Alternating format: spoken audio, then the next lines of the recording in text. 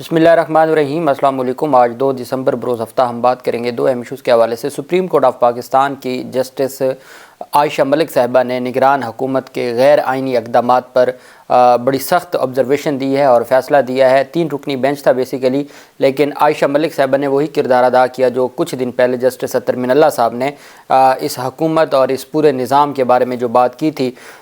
ये बेसिकली 14 से ज़्यादा दरख्वास्त गुजार थे, उनकी दरख्वास्तें थीं जिस पर अदालत ने समाअत की और फ़ैसला जारी किया। उसकी तफसील मैं आपके साथ शेयर करूँगा।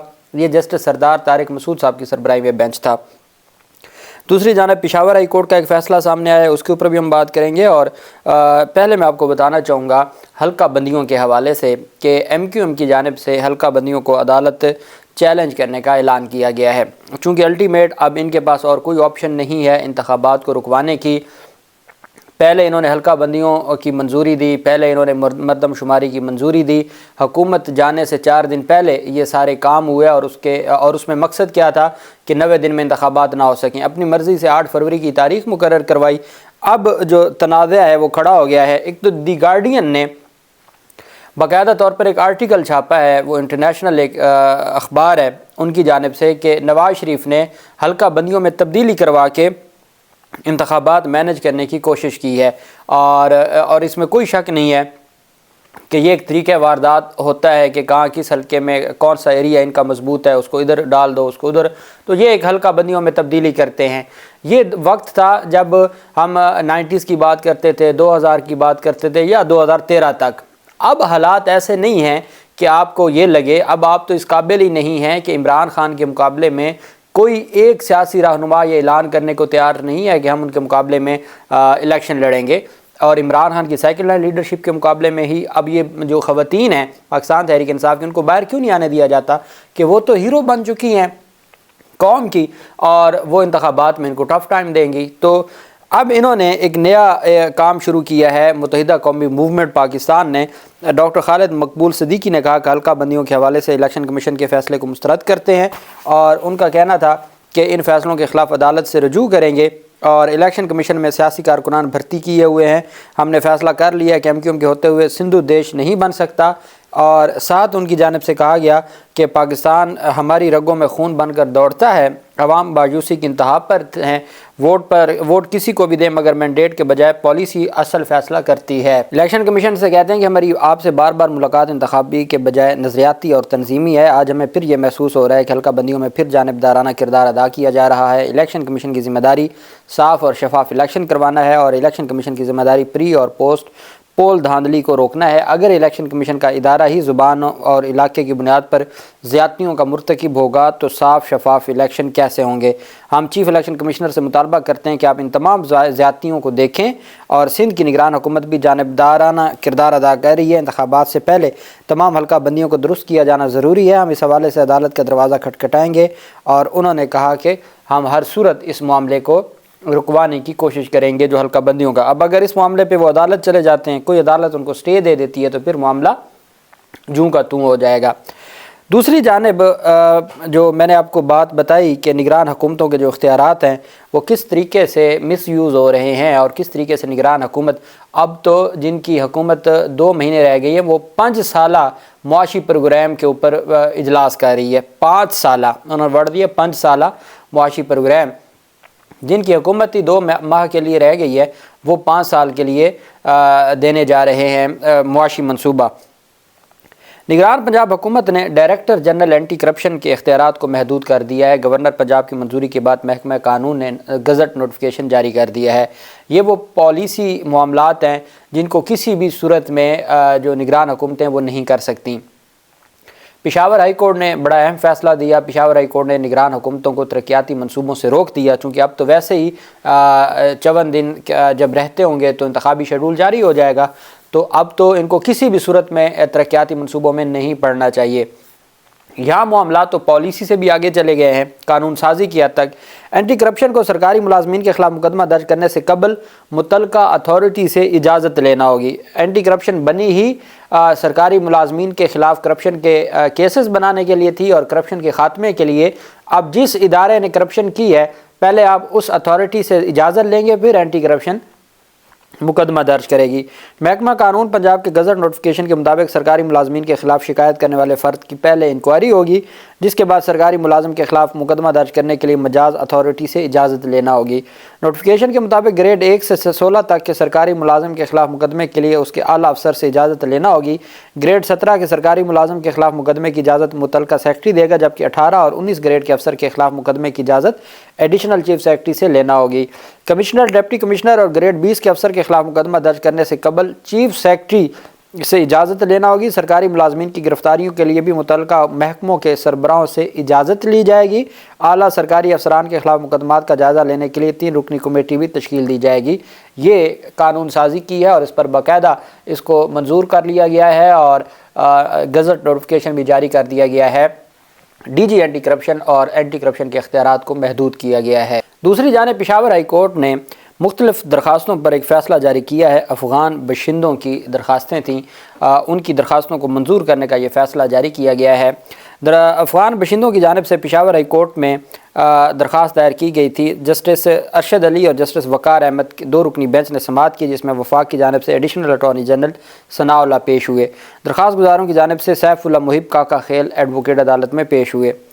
एडिशनल अटॉर्नी जनरल ने अदालत को बताया कि दरख्वास्त गुजारों को कानून के मुताबिक अप्लाई करना चाहिए और जिस पर दरख्वास्त गुजार के वकला ने मौक़िफ़ इख्तियार किया कि POC कार्ड के ज़रिए कोई भी गैर मुल्की पाकिस्तानी शहरी के तमाम हकूक़ हासिल कर लेता है। POC कार्ड का हामिल शख्स पासपोर्ट और वोट नहीं डाल सकता।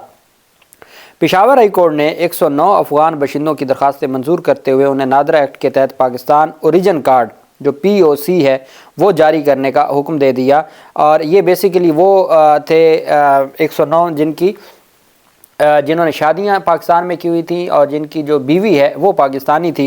उन्होंने दरख्वास्तें दायर की थी और पाकिस्तानियों से शादी करने वाले अफ़गान बशिंदों की दरख्वास्तें मंजूर कर ली और उनको POC जो जारी करने का हुक्म दे दिया है पेशावर हाई कोर्ट ने। ये चूँकि अभी जो अगला केस मैं आपके सामने रखने जा रहा हूँ सुप्रीम कोर्ट का, तो कुछ ऐसे कवानीन हैं, अक़वाम मुत्तहिदा के ऐसे कवानीन हैं और ऐसे मुआहदात हैं जिसके हम पाबंद हैं। और जब निगरान हुकूमत ने यह सारा मामला शुरू किया अफ़गान को निकालने का, जो कि किसी हद तक दुरुस्त फ़ैसला था, लेकिन ये पॉलिसी फ़ैसला था।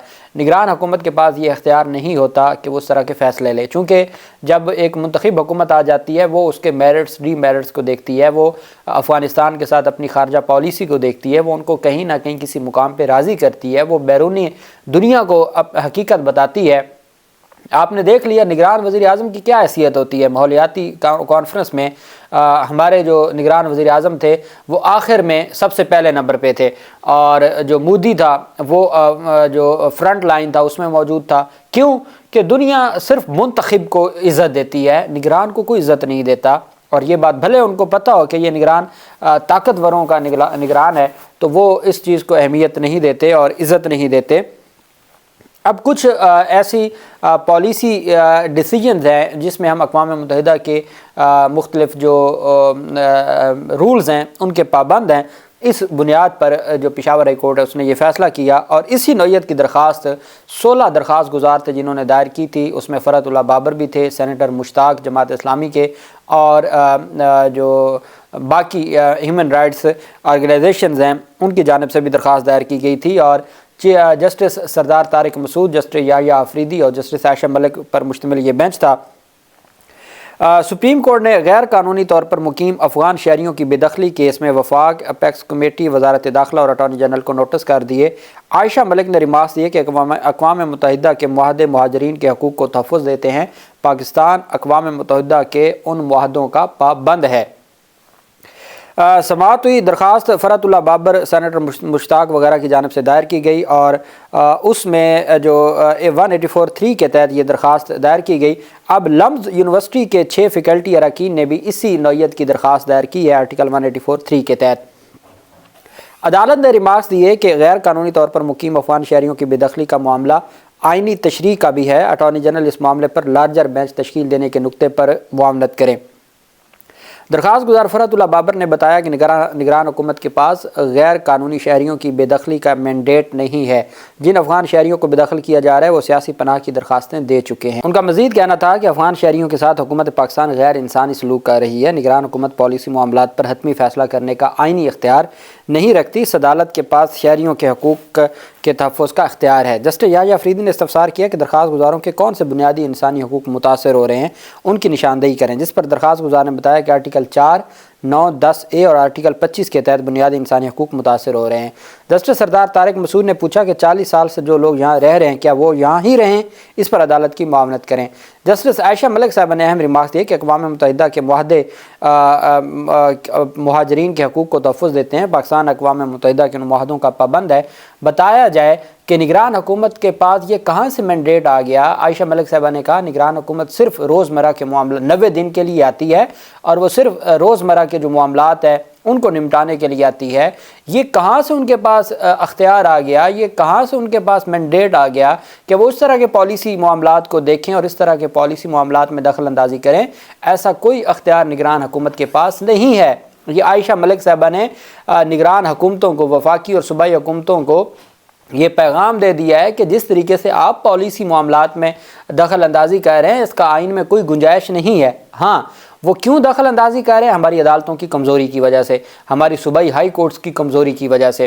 بہرحال عائشہ ملک صاحبہ نے کہا کہ یہ جو کچھ کیا جا رہا ہے یہ نگران حکومت کے مینڈیٹ میں نہیں ہے، اور یہ معاملہ کافی اب گمبھیر ہو گیا ہے۔ اس میں دو چیزیں ہیں، ایک تو عدالت نے یہاں تک کہہ دیا کہ اس کے اوپر لارجر بینچ بناتے ہیں چونکہ یہ آئینی تشریح کا معاملہ ہے، دوسری جانب عدالت نے یہ کہا ہے کہ یہ جو معاملہ ہے یہ نگران حکومت کے مینڈیٹ میں نہیں ہے، نگران حکومت کے مینڈیٹ کو ڈسکس کرنا ہوگا اور اس کے اوپر بھی آئینی فیصلہ دینا ہوگا کہ یہ نگران حکومتوں نے کیا اندھیر نگری مچائی ہوئی ہے۔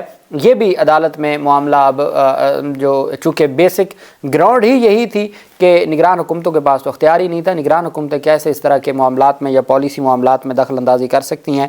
بہرحال عدالت نے اٹارنی جنرل آف پاکستان کو، وفاق کو اور باقی جو اتھارٹیز ہیں ان کو نوٹس جاری کر دیے ہیں اور عدالت نے ان سے رپورٹ طلب کر لی ہے۔ اگلے ہفتے کے لیے سماعت، لمبی تاریخ نہیں دی، اگلے ہفتے کے لیے سماعت کو ملتوی کیا ہے اور اگلے ہفتے سپریم کورٹ آف پاکستان اس کے اوپر سماعت کرے گی۔ اللہ پاک پاکستان کا حامی و ناصر ہو۔